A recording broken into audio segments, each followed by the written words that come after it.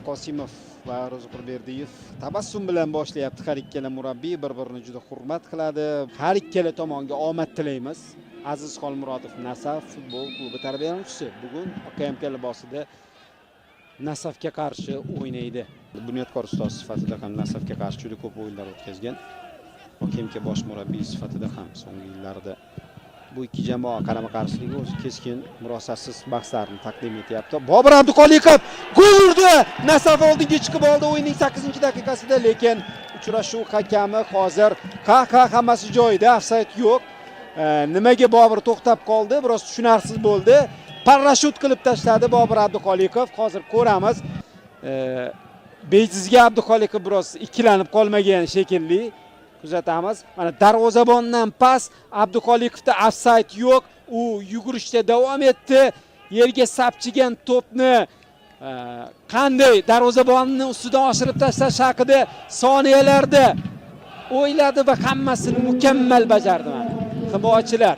Bu yerda Abror Karimov yaqinroq ekan, u yopish kerak edi Abduqolikovni. Hujumchini yo'qotib qo'ydi u mana. Va taqibchi rolida O'lmasaliyev ham ulgurmadi. Bu toza gol.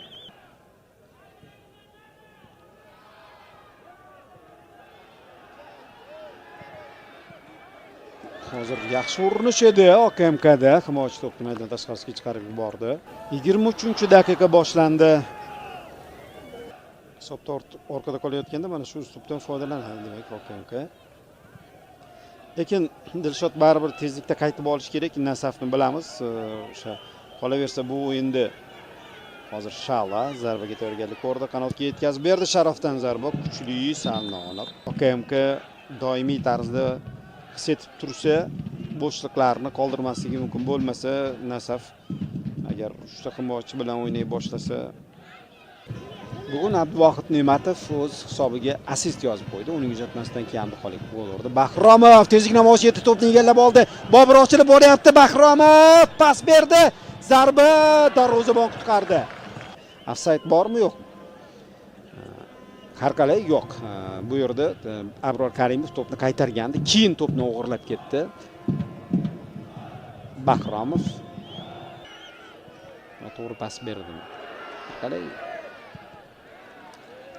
hujum mukammal bo'lmadi, lekin davom etishdi. OKMK futbolchilari to'pni olib qo'yib, endi esa Nasaf hujumga o'tib ketyapti. Abduqolikov to'pni egalladi.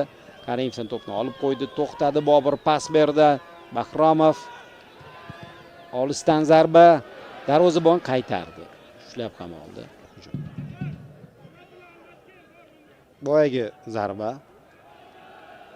Murodbekning kuchli zarbasi borligini bilasiz.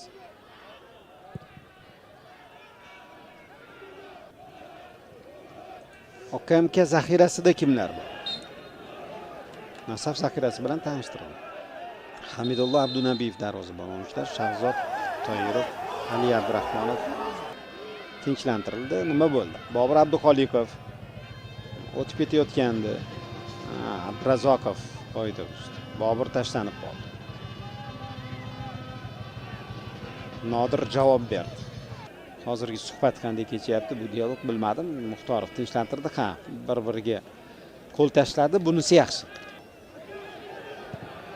Ammo o'sha hujumlar yorqin tugamaydi. Mana bunisi lekin mukammal bo'lishi mumkin. Xolmurodov to'pni egalladi, driblingi bor, kirib bordi, zarba berdi. Nazariy OKMK oldin.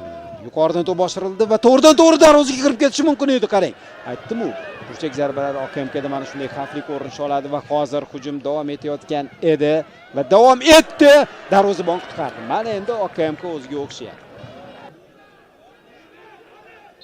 Mana boyagi vaziyat.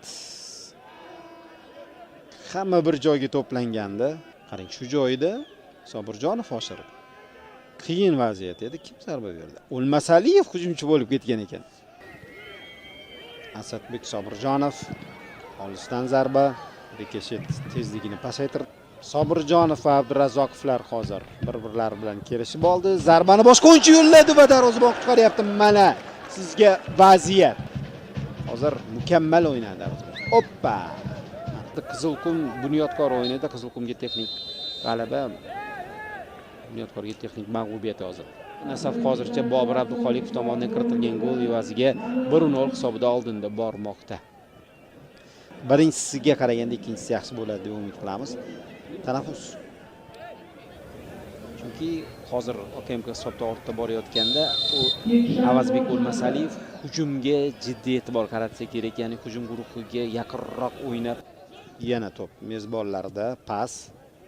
To'p OKMKda qoldi. Haqnazariy aldab o'tib ketdi shu joyda.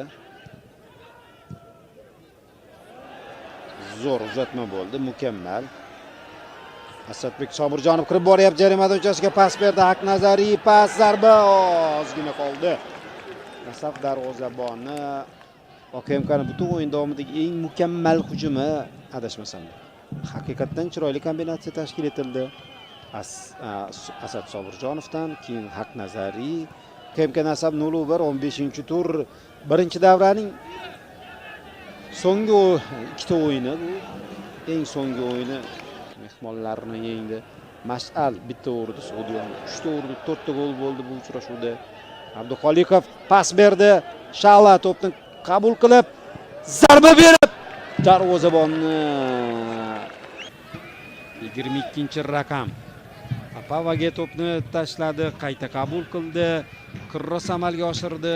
Mukammal emas bu kross Papava pas mukammal lekin.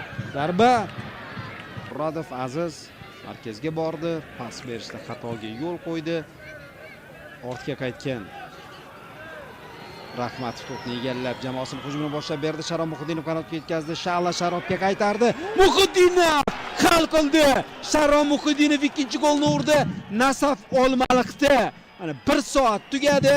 Jamoa tablodagi farqni 2 taga oshirdi.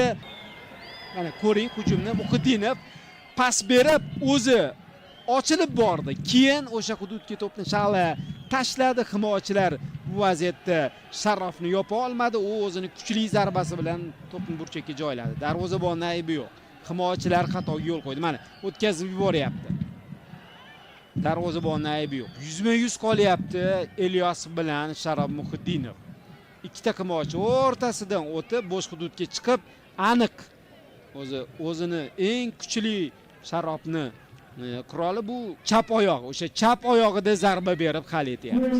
0-2. Aytib ketmoqchimanki, Nasafni imkoniyatlarini sal yuqori baholaganda ham Nasaf bunga ko'pchilik mutaxassislar har xilma-xil aytmoqchiman o'yindan oldin. Hozir esa OKMKning hujumi yaxshi vaziyat, zarba darvozabon qutqardi. Abduvohid Ne'matov a'lo darajada harakat. O'zi ko'pchilik bugun OKMKning ham imkoniyatini yuqoriroq baholagandi. Kamoliddin Mirzoyev 50-50 deb baholagan. Ya'ni o'zi ko'pchilik 50-50 baholagandi bu to'qnashuvni. Hali ham jang davom etadi do'stlar. Hozir agar OKMK bitta gol ursa, tasavvur qilavering. 20 daqiqa bor. Yuqoridan to'p oshirildi va gol! Hisob qisqardi. Do'stlar, Ne'matov qutqardi, u nima qilsin? Golni ko'ring do'stlar. Mana yuqoridan to'p oshirildi. Papava zarba berdi. Yo'q, qaytgan to'pni mana Avaz O'lmasaliyev darvozaga joyladi. Papavaning zarbasini darvozabon qaytardi. O'lmasaliyev gol urdi. Papava emas, O'lmasaliyev o'z hisobiga gol yozdi. Ketma-ket hujumlardan keyin ikkinchi qavatda jamoa gol uryapti. Ikkinchi qavatdagi kurashni yutib, ayollardan o'tkazgan bo'lsa kerak, gol o'tkazib yuborilganda u bo'lganda qaytararmadi. Chunki markazda yolg'izlanib qoldi Davronov o'zi. Zarba Ne'matov yana qutqaradi. Vaziyatlar ko'p. O'zi terma jamoa darvozabonlaridan biri Ne'matov va uni to'g'ridan-to'g'ri raqobatchisi deb o'ylayman Ilyosovni. Bugun murabbiy Ilyosovni ham kuzatayotgan bo'lsa kerak, Kanavaroni nazarda tutyapman. Kanavaro o'sha baribir darvozabonlarni kuzatiladi. Hozir yana bir hujum va sal qoldi. Chalg'inaylik keldi. Sentaku bajaradi bu vazifani, ko'raylikchi. Va endi to'p boyga. Endi OKMKning hujumi. Va endi bu hujum yana jiddiylashadi. Sharob kutilmaganda to'pni Dilshod Ahmadaliyev oldiga tashlab berib qo'ydi. Xolmurodov zarba berdi va Ne'matov qutqaryapti. Odatdagidek desak, mana shu so'z tushadi bugungi o'yinda. Ne'matov juda ko'p vaziyatlarda qutqardi. 4 daqiqa vaqt qo'shib berildi o'yinga. Tursunqulov ko'tardi havodan to'pni va Ali Abdurahmonov gol urishga juda yaqin keldi va mana boyagi vaziyat. Ali Abdurahmonov zarbaga tayyorgarlik ko'rayotganda kim tepib yubordi? Qarang. Tepdi ham, kim qaytardi? Kim tashlandi? Oybek Rustamov qutqardi jamoasini. KMKning sobiq futbolchisi hozir Nasaf safida jamoasini goldan asrayapti, qutqaryapti. Bitta mukammal hujumga intiladi. KMK to'p yuqoridan oshirildi. Bahromov qaytardi, qarshi hujum. Abduxoliqov tavakkal qilmadi, hakam hushtak chaldi. O'yin o'z nihoyasiga yetdi. Qashqadaryoning Nasaf jamoasi Olmaliq safaridan juda qimmatli g'alaba bilan qaytyapti, 3 ochko bilan.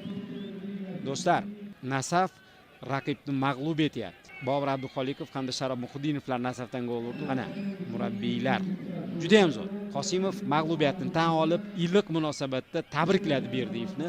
Haqiqiy mana o'zbek futbolidagi katta mutaxassislar mana shunday bo'lishi kerak. Mag'lubiyat tan olindi va Nasaf murabbiyini tabriklayapti Qosimov. Futbolchilar ham bir-birlariga minnatdorchilik bildiryapti. Biz Nasaf muxlislarini g'alaba bilan tabriklaymiz.